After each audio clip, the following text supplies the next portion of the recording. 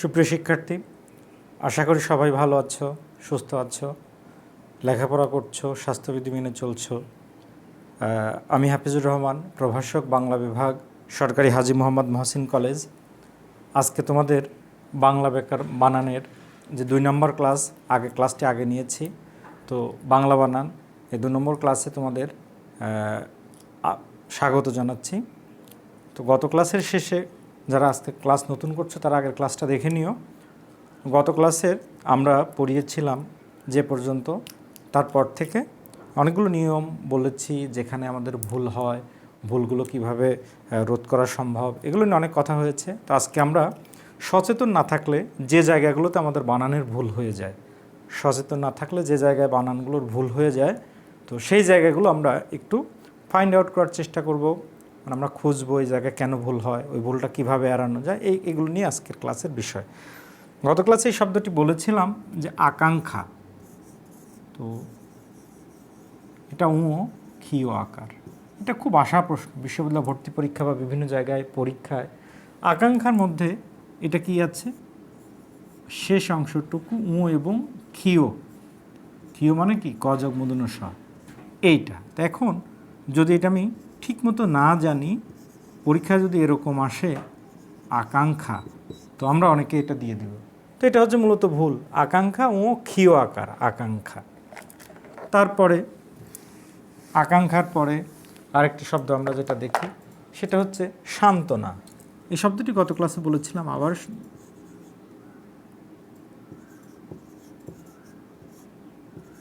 এটা এখানে কি কি আছে, দন্ত ন ত ব, তো সান্ত্বনা।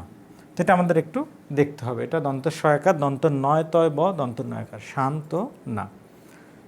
তারপরে আমরা দেখি লক্ষণ, লক্ষ্মী, এই বানানগুলোতে। তো এই বানানগুলোর মধ্যে এটা ক্ষীয় ম মূর্ধন্য, এটা লক্ষণ, রাম লক্ষণের লক্ষণ, এটা রাম লক্ষণ। আর এটা তো রোগের লক্ষণ, সিমটম। তাহলে আমরা যখন, যেমন বিভীষণের প্রতি মেঘনাদে যেটা আছে সেটা হচ্ছে এই লক্ষণ, তো এই লক্ষণ ক্ষীয়ম। একইভাবে লক্ষ্মী, তখন এটা কি হবে, ক্ষীয়ময় একটা দীর্ঘ, লক্ষ্মী। এটা হচ্ছে, এটা বাংলা কি পাওয়া যাবে, ক্ষীয়যোগ ম, এটা কি ক্ষীয়যোগ ম। আর এই লক্ষণ সিমটম অর্থে যেটা, এটা শুধু ক্ষীয়। তাহলে আমাদের এখানে সাবধান থাকতে হবে। তারপরে আমরা আছি সরস্বতী।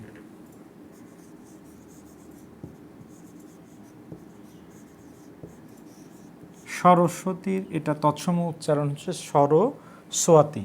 তো এইটুকু, এটা কি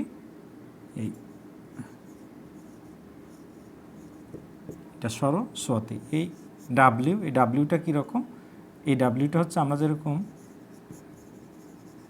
বিশ্বাস ক্ষেত্রে কি লিখি বা ইংরেজিতে বিশ্বাস, এই ডাব্লিউ এটা অভিশ্রুত ব, সেই জন্য সরস্বতী, সরস্বতী, যেটা আমরা বাংলায় নিয়ে এসেছি তৎসম উচ্চারণ সরস্বতী থেকে বাংলায় সরস্বতী। তো এই ব ফলাটা এখানে আমরা মনে রাখবো, সরস্বতীর ব ফলাটা এখানে। তো এরকম আরও কিছু, যেমন উচ্ছ্বাস, উচ্ছ্বাস, উজ্জ্বল, জয় জয় বল উজ্জ্বল। তো এগুলো আমরা একটু দেখব। তারপরে খুব বেশি করে তোমাদের সৃজনশীল প্রশ্নে ভুল হয় যেখানে উপরোক্ত তোমরা লিখে দাও, এটা তোমরা না, আমাদের মধ্যে অনেকে লিখে ফেলে শিক্ষকতা করতে করতে, তারপরেও তারা এগুলো লিখে ভুল হয়ে যায়। উপরোক্ত শব্দটি ভুল, এটা হবে উপরি উক্ত অথবা উপর যুক্ত। আমি কি করতে পারি না, উপরোক্ত লিখতে পারি না, উপরিউক্ত লিখব, উপরিউক্ত আলোচনার প্রেক্ষিতে অথবা উপর্যুক্ত আলোচনার প্রেক্ষিতে বলা যায়। তো এটা আমাদের মনে রাখতে হবে। তারপরে দেখো, এটা আপনি পরিবার সহ আমন্ত্রিত, আপনি সহপরিবারে আমন্ত্রিত। তো এই শহরটা হয়ে গেছে কি আপনি সপরিবার, মানে এই স মানে কি, এই স মানে সহ। তাহলে আপনি সপরিবারে আমন্ত্রিত। দন্ত শয় ব দিলে কি হয়? দন্ত শয় ব মানে এটা হচ্ছে স্বয়ং, সেলফ বোঝায়, ঠিক আছে? তো এটা দন্ত শয় বটা হবে না, এটা হচ্ছে সহ অর্থে। তো এইভাবে কীভাবে আপনি সপরিবারে আমন্ত্রিত, আপনি সস্ত্রীক মানে স্ত্রী সহ আমন্ত্রিত, গাছটি সমূলে উৎপাদিত হয়েছে, সমূল, এটা এই স মানে সহ, এই স মানে সহ। তো এখন তারপরে আমরা দেখি স্বাক্ষর, এবং স্বাক্ষর দু ধরনের। দেখো দুইটাই সঠিক, দুইটা অর্থ প্রকাশ করে। যেমন তোমার স্বাক্ষর দাও মানে তোমার সাইন দাও, সেখানে স্বাক্ষর মানে এটা, তোমার স্বাক্ষর দাও। যেমন আমাকে যদি বলো যে আপনার স্বাক্ষর দেন এখানে, তখন আমি আমার স্বাক্ষর দিব, এটা হচ্ছে আমার স্বাক্ষর। কিন্তু বাংলাদেশের সাক্ষরতার হার কত? তো আমি বললাম যে বাংলাদেশের সাক্ষরতার হার এত। ওই দেশের সাক্ষরতার হার কত?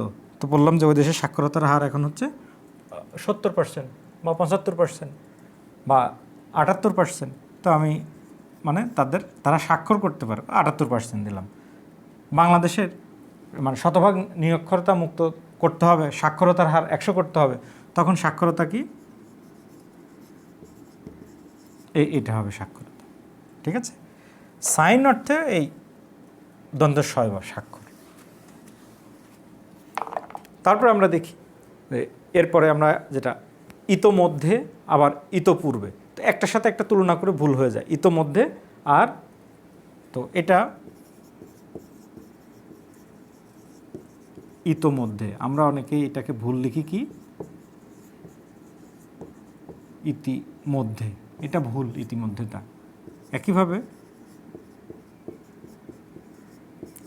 ইতোপূর্বে, তো ইতোপূর্বেটা অনেকে এটাকে কি বলেন লিখে ইতিপূর্বে, তো এটা ভুল। তো ইতোমধ্যে ইতোপূর্বে একটা বিসর্গ দিয়ে আর একটা এটা, তাহলে ইতোমধ্যে ইতোপূর্বে। আমরা এই দুটা মনে রাখবো, ইতোমধ্যে ইতোপূর্বে, কিন্তু এটা এভাবে হবে না। এখন আমরা কথায় দেখবা যে অনেকে বেশি লজ্জা পাওয়ার ফলে বা কেউ লজ্জা পেয়েছে তার বর্ণনায় বলার সময় বলে যেটা লজ্জাস্কর। প্রথম কথা, লজ্জাস্কর বলে কোনো শব্দ নাই, শব্দটি হয় লজ্জাজনক অথবা লজ্জাকর। তাহলে এটা তুমি খুব লজ্জাকর কাজ করেছো, লজ্জাস্কর কাজ করো নাই, লজ্জাকর। অথবা তোমার কাজটি খুব লজ্জাজনক, তাহলে লজ্জাকর হতে পারে, লজ্জাজনক হতে পারে। লজ্জাস্কর বলে কোনো শব্দ বাংলা ভাষায় নেই। তারপরে দেখো শিরশ্ছেদ, এটা সন্ধিজাত শব্দ, তো এটা অনেকে আমাদের ভুল হয়ে থাকে। এটা হচ্ছে শিরশ্ছেদ, তালব শয় ছ, তো এটা শুধু শিরচ্ছেদ লাগে, তো এটা আমরা শিরচ্ছেদ তালব শয় ছয়কার দ, এটা কি আছে? এটা হচ্ছে শিরোযোগ ছেদ, সেটা হয়ে গেছে শিরশ্ছেদ, শিরশ্ছেদ। তো এটা আমাদের মনে রাখতে হবে, তালব শয় ছ দ, শিরশ্ছেদ। এখন আমরা দেখি এই একটা শব্দের মধ্যে, শব্দ তো অনেকভাবে গঠিত হয়, সন্ধিজাত শব্দ আছে, তারপরে উপসর্গজাত, তারপর প্রত্যয়, সমাস গঠিত, এরকম অনেকগুলো বিষয় আছে। তো আমরা কি করতে পারি না, একটা শব্দে আমরা প্রত্যয়ের ব্যবহার দুইবার ওইভাবে করতে পারি না পরপর একই অর্থে। কীভাবে দেখো, আমরা লিখলাম দিন, তো যদি তা দেই তাহলে এটা হয়ে যাচ্ছে দীনতা। দিনের সাথে যদি জ প্রত্যয় আসে তখন এটা হয়ে যায় দৈন্য। তো দিন ঠিক আছে, দীনতা ঠিক আছে, দৈন্যও ঠিক আছে, এই একটা প্রত্যয় যুক্ত করে দৈন্য করা হয়েছে। তো তুমি আবার এখানে তা দিয়ে যদি এই দৈন্যতাটা করো সেটা ভুল। তাহলে দিন সঠিক, দীনতা ঠিক, দৈন্য ঠিক, কিন্তু দৈন্যতাটা ভুল। একইভাবে দরিদ্র, তো দরিদ্র সঠিক, তার সাথে যখন তা আসবে তখন এটা কী হবে? দরিদ্রতা। এই দরিদ্রের সাথে যখন জ আসে তখন হয় দারিদ্র। দারিদ্র সঠিক, তো তুমি দারিদ্রতা করতে পারবে না, কেন? দুইটা প্রত্যয় পরপর তুমি দিতে পারো না। তাহলে এই দীন, দীনতা, দৈন্য, দরিদ্র, দরিদ্রতা, দারিদ্র, কিন্তু দারিদ্রটা ভুল।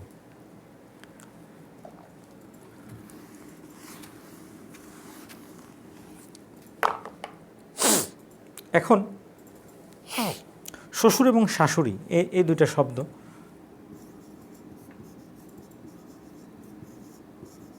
শ্বশুর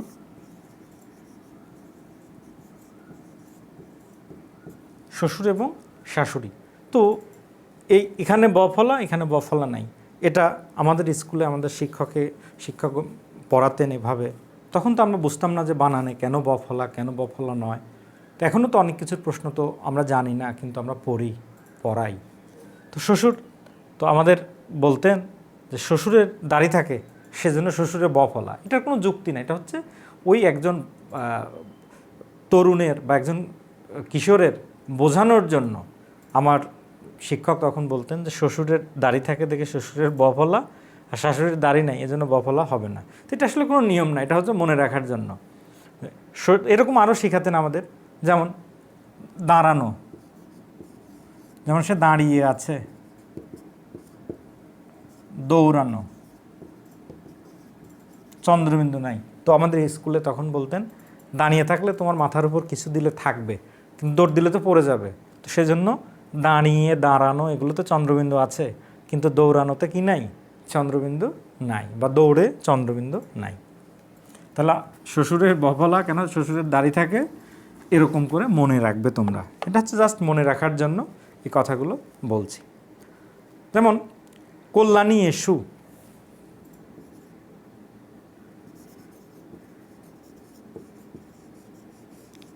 কল্যাণী, কল্যাণী এসু, কিন্তু আমি যদি লিখি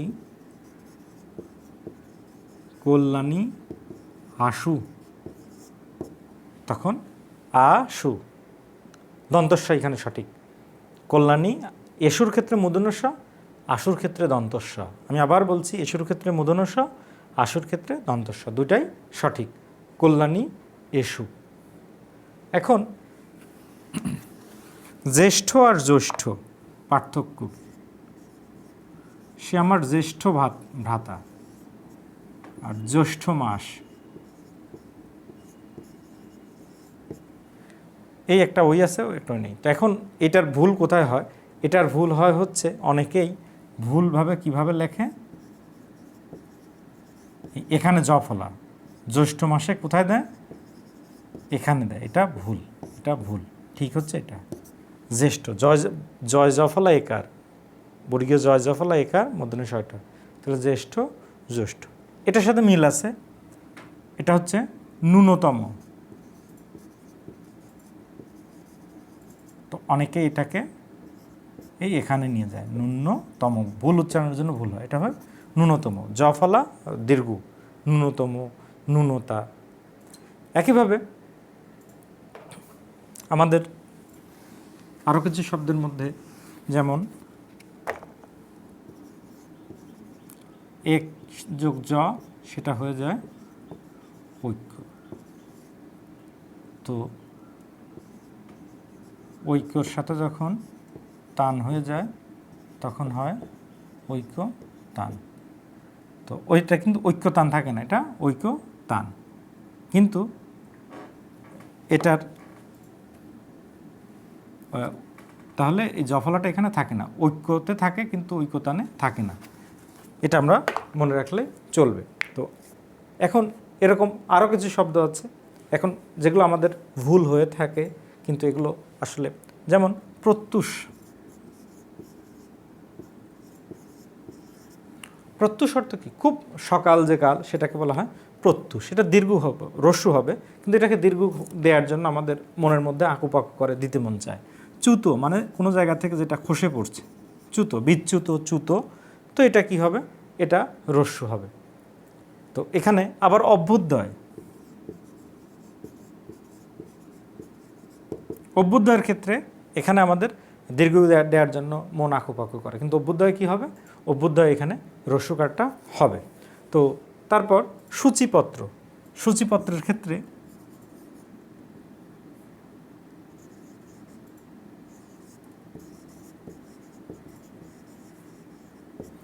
এটা দুটাই সঠিক দীর্ঘ রস্যু, তো এটা আমরা সেটা রস্যকারটা লিখব, সেজন্য এটা সূচিপত্র, দন্তে দীর্ঘ, এটা সূচিপত্র। তারপরে সূচিপত্রের পরে আমরা আবার দেখি যে মূর্ধন্য, আমরা আমাদের একটা বাংলা ভাষার একটা বর্ণের ক্ষেত্রে এটাকে আমরা বলেছি মূর্ধন্য। সবচেয়ে মজার বিষয় হচ্ছে যে মূর্ধন্য বানানটা কিন্তু দন্তন্য দিয়ে,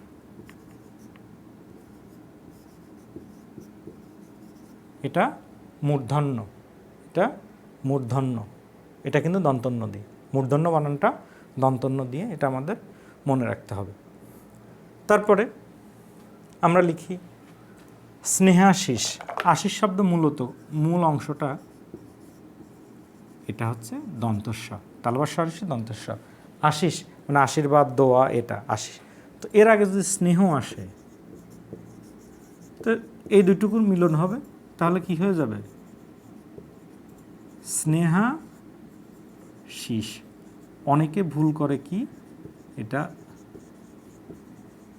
মূর্ধন্য সদা, এটা ভুল। তাহলে স্নেহাশিস কারণ মূল শব্দের বানানে দন্তস্ব আছে, সেজন্য স্নেহাশিস দন্তস্বই হবে শেষে।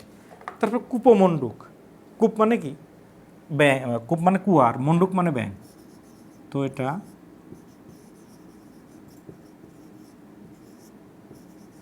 মূর্ধন্য 9টা, আবার 2টাই দীর্ঘকার, তো কূপমণ্ডুক। আবার আমাদের পক্ক, কয় কণা, প কয় ব, পক্ক। নিক্কণ, কয় ব মূর্ধন্য নিক্কণ, এটা কয় ক মূর্ধন্যটা ভুল, এটা কয় ব, কয় ব, নিক্কণ। তারপরে এটা আমরা দেখব, একটু মনে রাখবো। আমাদের এরকম আরও আছে, যেমন স্বতন্ত্র। তো স্বতন্ত্রর যেটা আমরা স্বাতন্ত্র, যখন স্বাতন্ত্র বলছি, স্বাতন্ত্র, স্বাতন্ত্র, স্বাতন্ত্র। তারপরে হচ্ছে যে মনন্তর, এটা মনন্তরটা বফলা, আবার কিভাবে এটা, এটা মনোযোগ অন্তর, তখন হয়ে গেছে মনন্তর। ওই সুযোগ আগত স্বাগত, যেরকম এই সুযোগ আগত স্বাগত, এই বফলা ওরকম মনোযোগ অন্তর, মনন্তর। তো এই শব্দগুলো এরকম আমাদের আরও শব্দ আছে যেগুলো আমাদের ভুল হয়। তো এখন আমরা আর কিছু শব্দ দেখব। তো আমাদের আরও কিছু শব্দের মধ্যে, মানে আমাদের বানানের মধ্যে কি থাকে, বিসর্গ কি থাকে, বজায় থাকে। আমরা তো বাংলা একাডেমি বলছে শব্দের বানানে যতটা সম্ভব বিসর্গ কি করতে হবে, বর্জন করতে হবে। কিন্তু আমাদের এখন কিছু কিছু শব্দ দেখব যেখানে বিসর্গটা বজায় থাকে। যেমন মনোপুত, কাজটি আমার মনোপুত হয়নি, এরকম অনেক, তোমরা তালিকা করে ফেলবে। সে খুব মনোকষ্টে ভুগছে, তাহলে মনোকষ্ট। তোমাদের আগে দেখিয়েছি, তারপরেও লিখছি ইতো পূর্বে, মানে মাঝখানে বিসর্গটা থেকে যাচ্ছে। সকালবেলা, প্রাতকাল, এটা মানে প্রাতকাল, সকালবেলা। তারপর দুস্থ, দুস্থ, এরকম অতপর, অধপতন, দুঃশাসন, দুঃসংবাদ, দুঃসময়, নিঃশব্দ, নিঃশর্ত, নিঃসঙ্গ, নিঃসরণ, নিঃসংকোচ, মনোসংযোগ, মনোক্ষুণ্ণ, শিরোপীড়া, প্রাতঃস্মরণীয় মানে যারা খুব স্মরণীয়, প্রাতঃস্মরণীয়, প্রাতকাল, বয়ঃসন্ধি, বহিঃসমুদ্র, মনোসংযোগ, স্বতঃস্ফূর্ত বিসর্গ মাঝখানে থাকবে, তারপরে শতপ্রবৃত্ত, এই শব্দগুলো কি থাকবে, সবসময় বিসর্গটা থাকে। তো তোমরা এই বিসর্গগুলো দেখবে, আমি যেগুলো বলেছি পজ করে করে এই শব্দগুলো লিখে নিও যে মাঝখান থেকে বিসর্গ কোথায় কোথায় হয়। তো এখন তোমাদের দেখাবো হচ্ছে আমাদের যে নত্যবিধান সত্যবিধান তোমাদের বলেছিলাম, একটু বেশি এত দেখানোর সময়টা নাই। তো তার আগে দেখো আমরা কিছু শব্দ লিখি, যেমন নেতা। নেতা কোথা থেকে আসছে? নেত্রী থেকে আসছে। তো আমি যদি এখন দেই নেতৃবৃন্দ বা নেতাবৃন্দ যদি দেই, এখানে আমি দিলাম বৃন্দ, তাহলে শব্দটা কোথায়? শব্দটা হচ্ছে যেখান থেকে আসছে সেটা হবে। তাহলে এটা কি হবে? নেতৃবৃন্দ হবে। নেতাবৃন্দটা কিন্তু ভুল, মানে আমি শব্দের মাঝখান থেকে এটা লাগাতে পারি না। আবার শ্রোতা বা মাতা, মাতৃ থেকে আসছে কি মাতা। তো আমি যে মানে কোনো মায়েদের সম্মেলন, তাহলে মাতৃবৃন্দ হবে, তাহলে মাতৃবৃন্দ হবে। এটা এখানে যুক্ত হবে, মানে শুরুতে চলে যাচ্ছে। একইভাবে ভ্রাতা মানে ভাই, ভাতৃ, এখান থেকেই তো আসছে ভ্রাতা, তাহলে ভাতৃগণ, তখন এটা কি ভাতৃগণ হবে। একইভাবে শ্রোতা, শ্রোত্রী, তাহলে শ্রোত্রীগণ, শ্রোতাগণ না শ্রোত্রীগণ। এরকম যেগুলো আমাদের যে শব্দগুলো আছে সেগুলো আমাদের একটু মাথায় রাখব। তারপর আমরা দেখি এই না, নাই, নয়, নহে, নি, তো এগুলো পূর্ণ শব্দ, এগুলো সব আলাদা আলাদা লিখতে হবে। আর এটা হচ্ছে অপূর্ণ। আমি কাজটি করি নাই, আমি কাজটি করি না আলাদা, আমি কাজটি করিনি একসাথে। আমি খাই নাই, মানে এটা কে খেয়েছে? আমি খাই নাই, কিন্তু আমি খাইনি, তখন আমি খাইনি। ঠিক আছে? তাহলে এই না আলাদা, না, নাই, নয়, নহে এগুলো আলাদা আলাদা বসে, আর নিটা সবসময় শব্দের সাথে বসে। তো করিনি, খাইনি, যায়নি, ঘুমায়নি, এগুলো। তারপরে দেখো আরেকটা কি, আমাদের কি এর একটা ব্যবহার আছে, কি, কয়রসি কি। তো কয়দেরকে কিটা কি? কয়দেরকে কি হচ্ছে এমনি এটার সর্বনাম হিসাবে ক্রিয়া বিশেষণ যোজক, এই শব্দগুলো কয়দেরকে কি দিয়ে লেখা হয়, মানে সর্বনাম ক্রিয়া বিশেষণ যোজক দিয়ে। তো আমরা এত নিয়ম কানুনের মধ্যে না গিয়ে মনে রাখবো যে কি এর উত্তর হ্যাঁ অথবা না দিয়ে করা হয়, সেটা কয়রস্যি কি। আর যে কি এর এটা হচ্ছে বর্ণনা দিতে হয়, সেটা হচ্ছে তুমি কি খেয়েছো, যদি লেখা থাকে তুমি কি খেয়েছো, তার মানে তোমাকে বলতে হবে তুমি ভাত মাছ কী কী খেয়েছো, বর্ণনা দিতে হবে। ঠিক আছে? যদি এখানে লিখি তুমি কি খেয়েছো, তখন তুমি কি হ্যাঁ অথবা না খেয়েছি। তার মানে যে কিটা বর্ণনামূলক সেটা কয় দীর্ঘ কি, যেমন কিভাবে আসলে, তখন কিভাবেটা কিটা দীর্ঘকার দিয়ে। কিন্তু এই কি, তুমি যাবে কি, হ্যাঁ বা না, তখন এটা কয়রস্যি কি। তাহলে এই কি এর এই বানানগুলো একটু আমাদের মনে রাখতে হবে। তাহলে আবার বলছি, কয়দের কি বর্ণনামূলক যে উত্তরের ক্ষেত্রে, আর কয়দের কি হচ্ছে হানায়ের উত্তরের ক্ষেত্রে। এখন আমাদের তৎসম শব্দের মধ্যে এটা তোমাদের আগে একটু একটু করে পড়িয়ে আসছি, আর এবং তোমাদের অন্যান্য শিক্ষকেরাও এটা ক্লাস নিয়েছে। তো তোমরা এই নত্যবিধান এবং যে সত্যবিধান, এটা যে কোনো বই থেকে পড়ে বুঝে নিবে, এবং তোমাদের এখানে এই মহসিন কলেজের অনলাইনের যে ক্লাস আছে সেখানেও এটা কি করা আছে, এটা আছে, অন্যান্য শিক্ষকেরা ক্লাস নিয়েছে। তো আমি সেজন্য নত্যবিধান সত্যবিধান এটা নিয়ে ক্লাসটাকে আর দীর্ঘায়িত করতে চাচ্ছি না। আমি তোমাদের যা কিছু পড়িয়েছি এগুলো দেখবে, এর সাথে নত্যবিধান এবং সত্যবিধান এটা যে কোনো বই থেকে দেখতে পারো, তোমাদের অনলাইনে ক্লাসে আছে, তোমরা এগুলো দেখবে। তো আমি তোমাদের এই প্রথম এবং দ্বিতীয় এই ক্লাসে যা নিয়েছি সেটা হচ্ছে আমাদের পরীক্ষার উপযোগী বা আমাদের দৈনন্দিন জীবনে বা ভাষার যে শুদ্ধ প্রয়োগ, লেখার ক্ষেত্রে আমরা কিভাবে করতে পারি, ভুলটা কোথায় হয়, এগুলোর উপর।